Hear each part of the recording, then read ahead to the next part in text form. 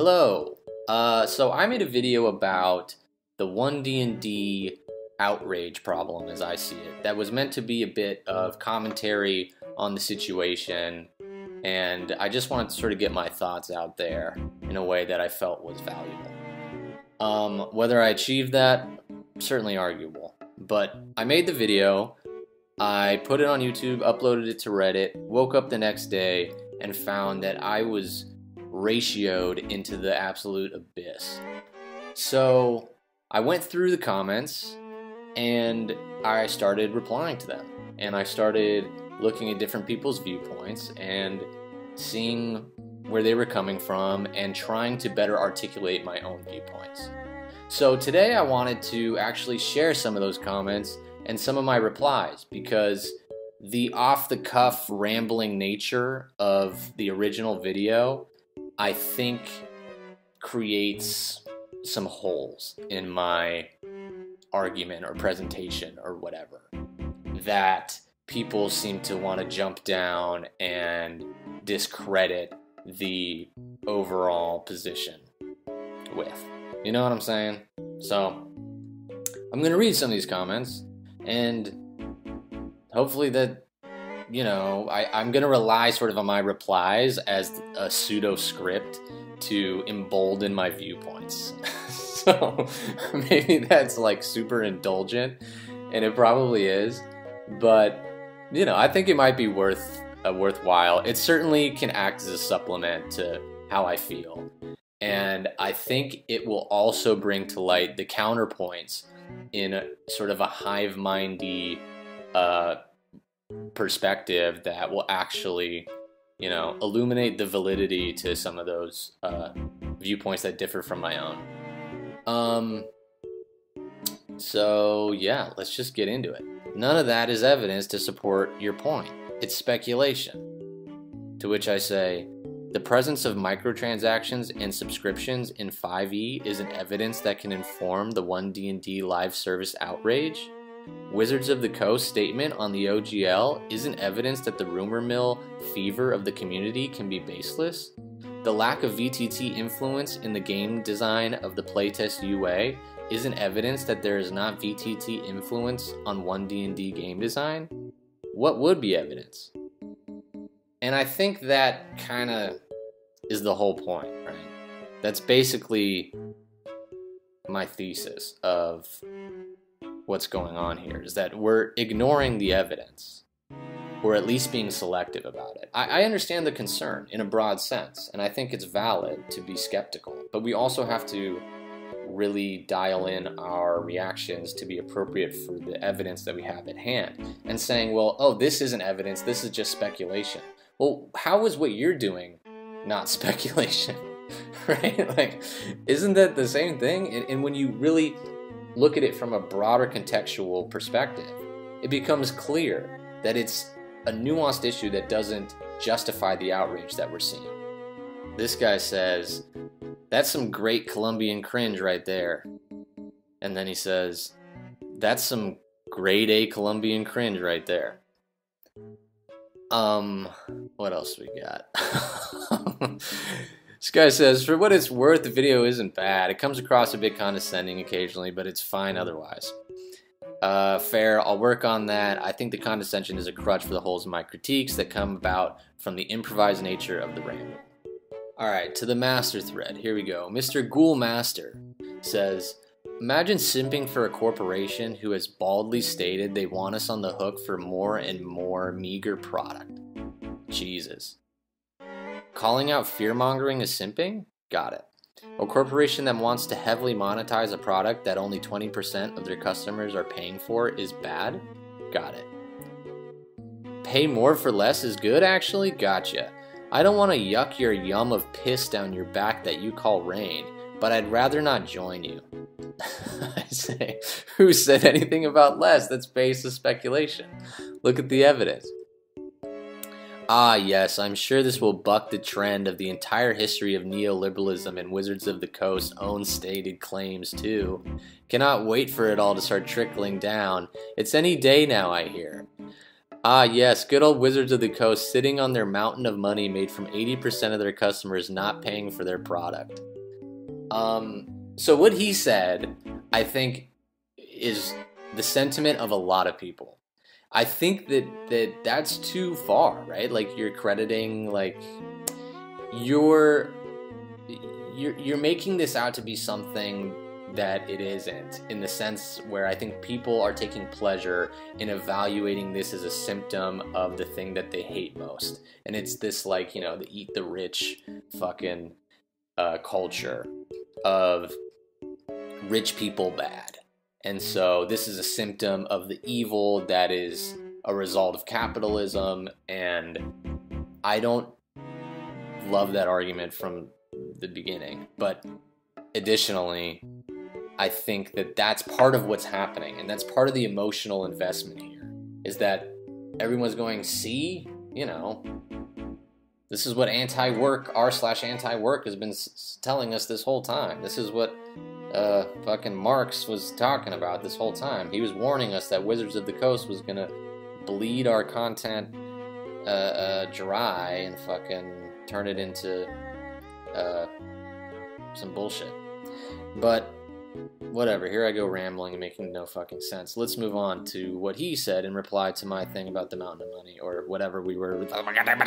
He says, well, it's a good thing Hansborough has such a staunch defender of their wealth hoard in you.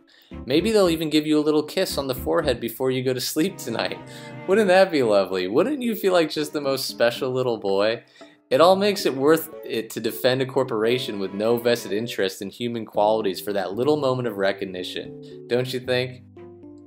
Yeah, it's almost as worth it as intellectualizing my emotional reactions so that I can stick my head in an echo chamber and yell about a boogeyman that's never coming.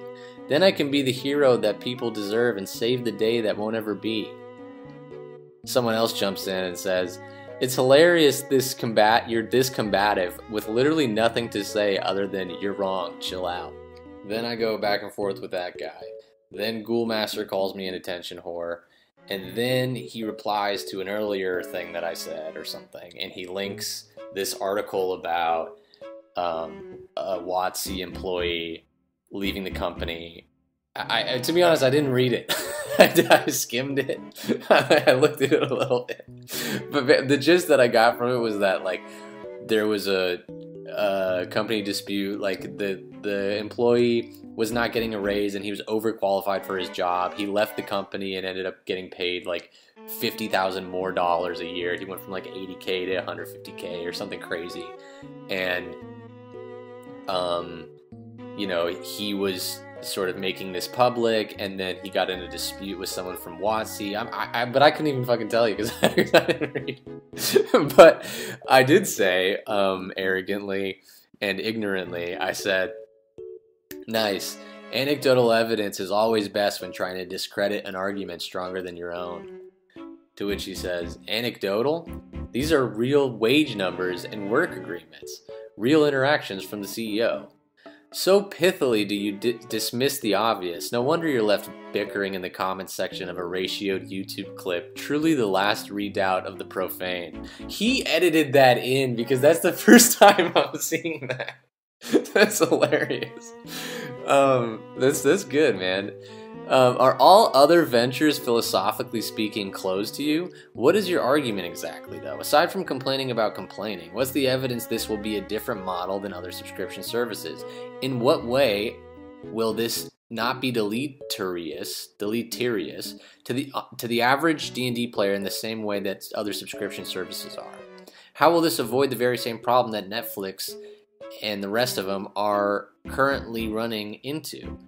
Reality itself has proven these things will come to pass. It's embedded in the economic fabric. It's incumbent upon you to argue convincingly otherwise, and so far, you haven't gotten shit.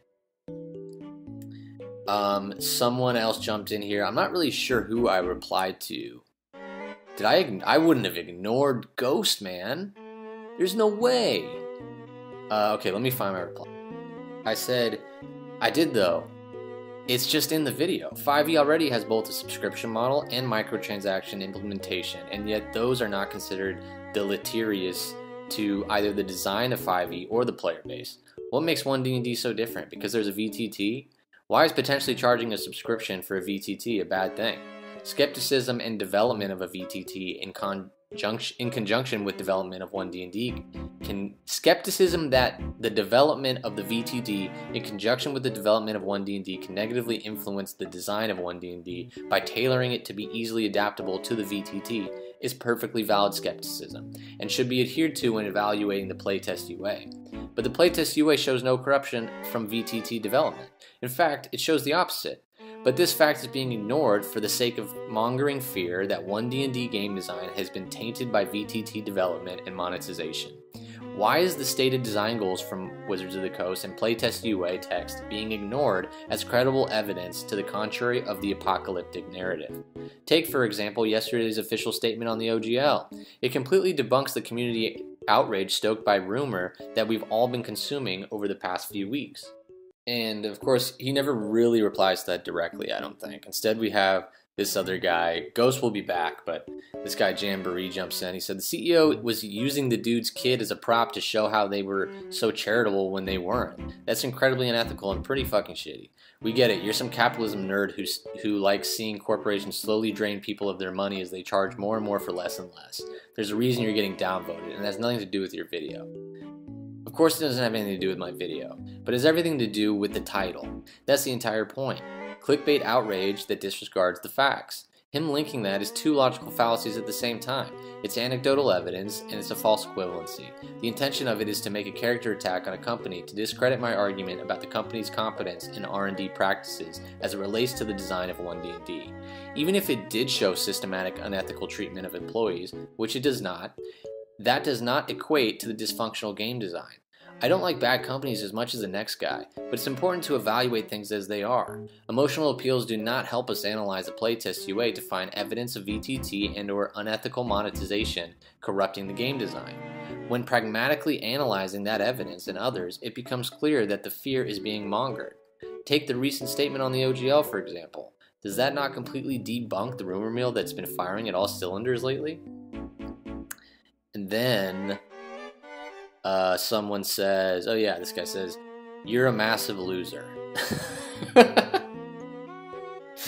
Which, you know, good one, dude. But Ghost says, oh, it's not Ghost, it's Ghoul Master. He says, but it isn't anecdotal. The guy describing the actual work contract with the company. That doesn't make it non-anecdotal, bro. That is, in the rhetorical triangle, logos, as it depends on the factual information. It, in matter of fact, does point to widespread mismanagement of workers. Blah, blah, blah, blah, blah. This is what we call ethos. Workers cannot meet the demands of the society in which they labor without recourse to desperation. That's what we call ethos. The comically evil actions of the CEO at that moment in time are only icing on the cake. Emotional appeals, as Plato reminds us, absolutely do help in the pursuit of truth, just like every other valid form of argument. Again, he's making false equivalencies. I didn't say that you can't argue using emotional appeals. I said that you can't analyze using emotional appeals. And the idea that the link wasn't anecdotal, it is literally an anecdote. I understand that there's legitimate contracts. Well, I don't understand that because I didn't read it. But, you know, like, I get it. It's valid. I'm not trying to completely dismiss it, but it isn't proof of systematic unethical mistreatment, right? It's just like a data point. Just calling things anecdotal because they happen to people doesn't make it so. It is neither false equivalency either, as the same economic model propels both the wage contracts and the consumer product relation. It is called neoliberalism, and I have said exactly that up thread. I don't know what that means. What you have identified is not false equivalency. It is the root cause of the condition. Although considering that, I suppose, I overestimated your ability to draw conclusions such that I should have filled in the steps between cause and effect of basic economic theory. Finally, the question that must be answered here is how Wizards of the Coast Hansbrough can avoid the obvious deleterious effects of consumers' subscribing model that's choking the life out of Netflix, blah, blah, blah. Your answer is, well, it's going to be fine because it's been fine, it's going to be fine, this is fine now, etc. You've posed an economic argument, but the evidence you've decided to use is not economic. There are very real concerns voiced by people who enjoy the hobby, and will become that the hobby will become some sordid techno estate of some corporate barony, just like Spotify or Amazon or Facebook. Nothing you have said alleviates that concern through an appeal to economic structures. And arguments without evidence may be dismissed without evidence. Your character is all I needed to make the measure of your statements. I said, it is anecdotal evidence by definition. It's an individual's experience. It's a single data point among the slew that you provided. It does not prove systematic and ethical business practice. I'm sympathetic to the fear that our hobby is at threat of being turned into a sordid techno state for Bezos and friends, but there you go again with the logical fallacies. Your slippery slope is built on toothpicks and clickbait. I've given plenty of economic arguments in this thread, but let's dumb ourselves down even further. Supply and demand. wotc must provide a product that we are all willing to spend our dollar on. That puts the burden on them to develop a product that has value and disincentivizes them from the deleterious game design. Don't characterize me as some free market purist, because that's not what I'm saying. And don't restrict my rationale to it's fine now so it's gonna be okay.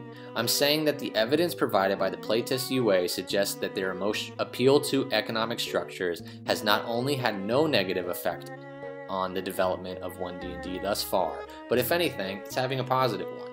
But look, man, I appreciate your passion and displeasure with my viewpoints. I just hope that the community can focus on credible analysis rather than fear-mongering speculation. I can't be the only one who sees a problem. Consider the handling of the OGL. The community was convinced there was going to be none, and then the rumor mill, blah, blah, blah. If you're so economically literate, then why are you surprised or outraged that a company who only has 20% of their consumers paying for their product is putting emphasis on monetizing that product?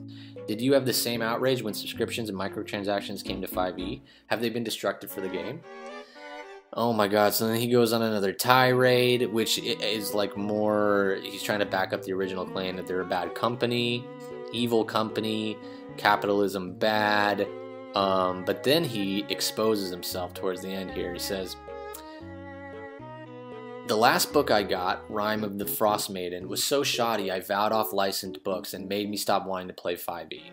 In addition to the pre-existing subscription services through D&D Beyond, the whole apparatus of delivery and what it delivered was not better than pen and paper and homebrew of a free system like Knave. So yes, I can say I was alert to this all along. I saw the writing on the wall. There is no succor in vindication. Just ask Cassandra. So am I surprised about this turn of events? No. Do I wish to continue it unabated? Also no. Finally, I do think the playtesters in the UA can counteract the very clear downsides of this economic model. Do I think they can? Do you think Netflix didn't test screen their features? I absolutely believe some people even love the ads. That doesn't make them good. What did I think he exposed here? I don't know, I'm being stupid. Basically, he doesn't play 5e.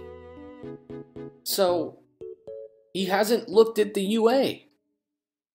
He hasn't play tested the UA. He's disregarding a very critical piece of evidence when we talk about the way in which the poor monetization practices of a company is corrupting the design of the game. You have to evaluate the design of the game to make that argument. He's not doing it. And so I think that's really important, and I think that can be said for a lot of people in this community. There's a lot more stuff here, and I can tell that this video is already way too long, so I might cut it here, and then if you guys want more, I mean, you can just go look at the threads, but if anybody has made it this far and they think it would be a good idea to do more self-indulgence, you're wrong, but also I'll do it. So let me know. Otherwise, this is a good slice of some of the stuff that was said. I think that I better articulated some of my viewpoints, and I also brought to light some of the viewpoints that are contrary to mine in ways that I think were well articulated, even if I don't agree. So that's great, right? Okay. Anyway, I love you.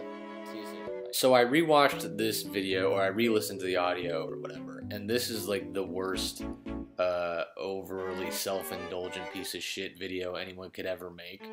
But because of that, I'm gonna keep going. and I'm gonna read out one of the comments that is actually one that I think is really insightful. It's one that I don't really agree with in terms of the viewpoint, and I just wanted to be sort of the honorable mention to close out this video. And yeah, there's one word in here that I don't know how to pronounce, but other than that, here we go. Too many of us are unpracticed in processing the notion that it's a complex world and elements of things we like can be harmful to people in ways we're not aware of or don't experience, and that they can warrant changing without signifying that we were and are evil beyond redemption. Too many of us are comfortable saying with full-on haughty and twice the self-righteous that the genre-defying element of the game, of which the world's greatest, the aspect which lends it to the development of empathy and creative, collaborative problem and conflict resolution skills, is incidental in front of God and everyone multiple times a day. I don't know how these last two regrettable circumstances are related, but they can be overcome with practice if people get around to practice. It doesn't take much. Hopefully most of us do, and stop panicking that the people who put up a ham-handed pandering lines and YA-targeted superhero adaptations of a property we've deeply cherished for 30 seconds will also turn D&D into some sort of pink kryptonite sissy hypno-castration guillotine. It'll be modular so as to add whatever function best expresses the cis-male sexual identity in the moment.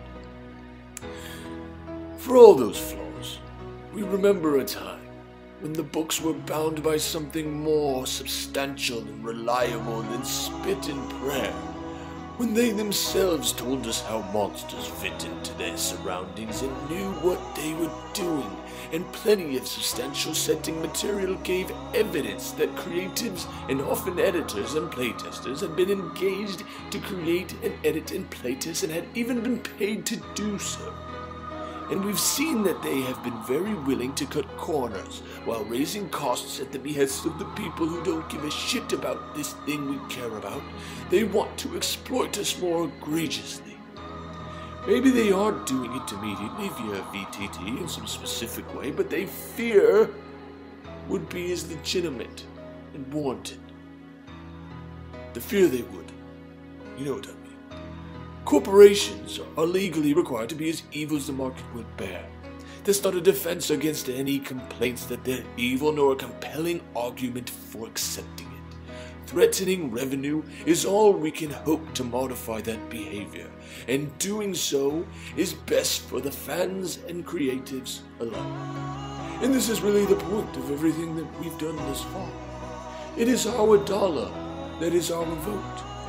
We can impact the revenue stream which constitutes the context of our material that we consume, and it is on us to exercise this power without restraint.